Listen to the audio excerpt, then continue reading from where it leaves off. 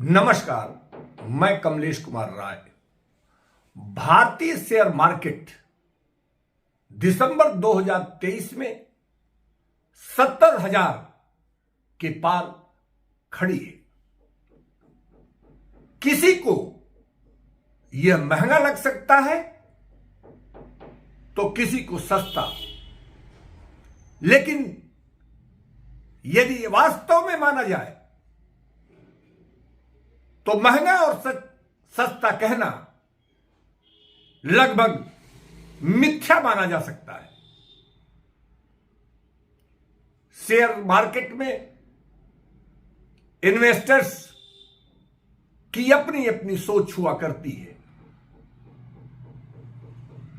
कुछ इन्वेस्टर बिना संयम और बिना पेशेंस के, जो शेयर मार्केट में इन्वेस्टमेंट के लिए सबसे महत्वपूर्ण चीज मानी जाती है, उसके बगैर यदि उनके पास 100 रुपए हैं तो वह बिना किसी कैलकुलेशन, बिना किसी सोच के वह मार्केट में 100 के 100 रुपए डाल देते हैं। और जब मार्केट नीचे गिरता है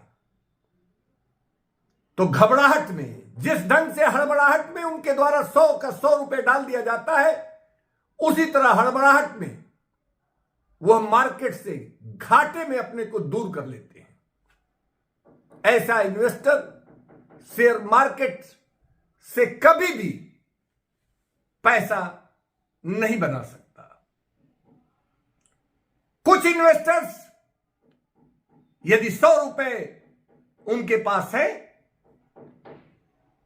तो वो 40 रुपए सिर्फ मार्केट में लगाएंगे और मार्केट के गिरने की स्थिति में उनके द्वारा 20-20 रुपए अलग अलग समयों में लगाया जाता है।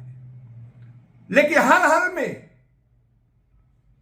रिजर्व के तौर पर या इमरजेंसी में हम कह सकते हैं, उसके लिए वह 20 रुपए अपने पास जरूर रखते हैं और वह इंतजार करते हैं मार्केट के बढ़ने का। और ऐसे इन्वेस्टर्स अक्सर फायदे में देखे जाते हैं। एसआईपी भी एक बढ़िया इन्वेस्टमेंट का तरीका माना जाता है और जो इन्वेस्टर एसआईपी के माध्यम से इन्वेस्ट करते हैं लंबे समय के लिए, निश्चित रूप से वह भी फायदे में जरूर रहते हैं। लेकिन वहीं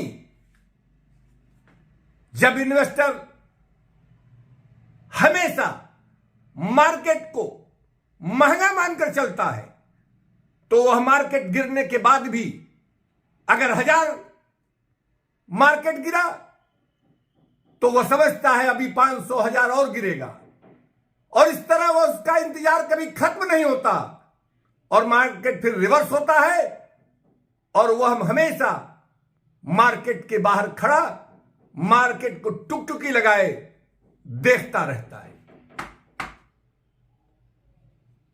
देश की जीडीपी प्लस महंगाई दर, इन दोनों को जोड़ दिया जाए तो इस इन्वेस्टर के रिटर्न का ग्रोथ समझा जा सकता है। देश में रिटर्न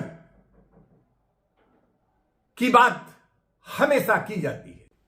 गारंटेड रिटर्न लोगों की इस तरीके की सोच बन चुकी है जिससे लोग बाहर निकलना नहीं चाहते।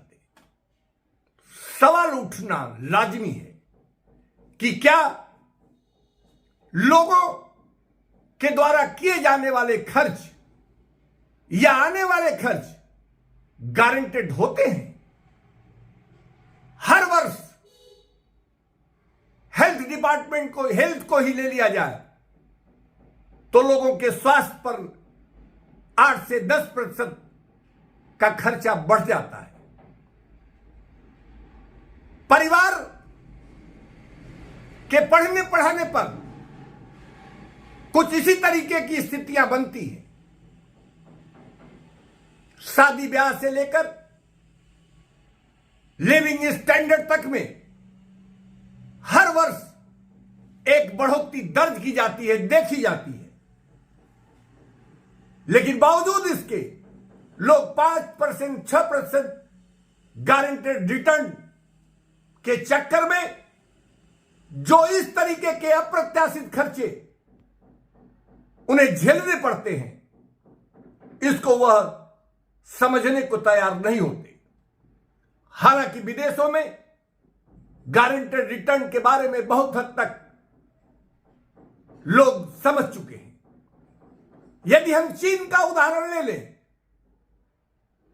तो चीन आज जहां खड़ा है उससे 20 वर्ष पूर्व जहां वो था, हम ये कह सकते हैं कि हमारा देश 20 वर्ष पूर्व के चीन की स्थिति में आज खड़ा है। यानी हम चीन सहित दूसरे फॉरेन कंट्रीज से 20 वर्ष पीछे खड़े हैं। इसको समझे बगैर यदि हम आगे बढ़ने की नाकाम कोशिश करते हैं तो निश्चित रूप से हमारी सफलता लगना लगभग नामुमकिन होगा।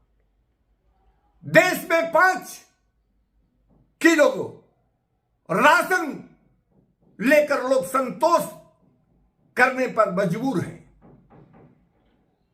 सरकारों द्वारा लुभावना इस तरीके के तमाम हथकंडे चुनावों के दौरान